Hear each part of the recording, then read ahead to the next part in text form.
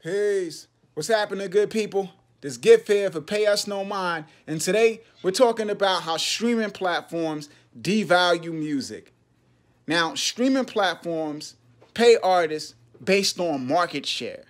Like you look at a platform like Spotify. Spotify pays you a percentage of revenue based on your percentage of the total number of streams, where the greater your percentage of the total number of streams, the greater your percentage of the total revenue that gets paid out to artists. So if there are 100 total streams and you got 10 streams out of that 100, you would account for 10% of the total number of streams.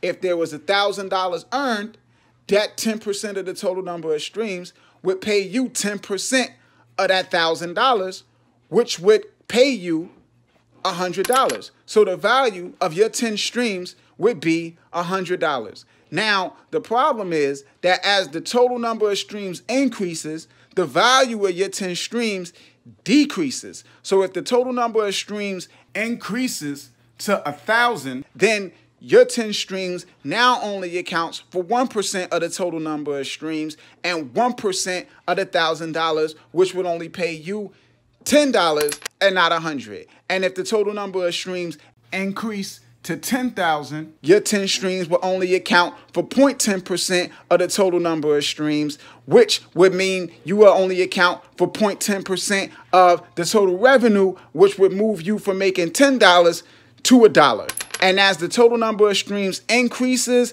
the value of your 10 streams will continue to decrease and decrease and decrease, right? Now, the easy solution, some would think, is, hey, get more streams. But it's not just getting more streams. You have to get more streams in relation to the amount of streams that everybody else is generating on a platform. Because if you get 1,000 streams, but the total number of streams increases to 1,000,000, you still only account for 0.10% of the total number of streams.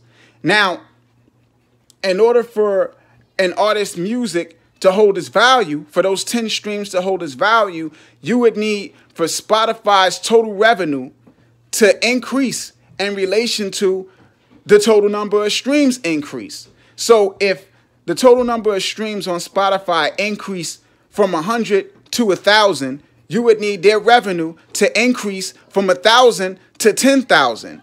And if the total number of streams increase to 10,000, you would need their revenue to increase to 100,000. And it would have to go up as the streams went up. Now, the reason why that isn't likely to happen is because it's not like sales. Sales, if you're selling something for $1 a piece, you sell 10, you make $10. You sell 100, you make $100. The more you sell, the more you make. Streaming is a flat fee, all you can eat. People pay $10 and they stream as much as they want. No matter if they stream 1,000,000 songs or 10, it's still $10. So the number of streams can exponentially increase without any increase in the total revenue.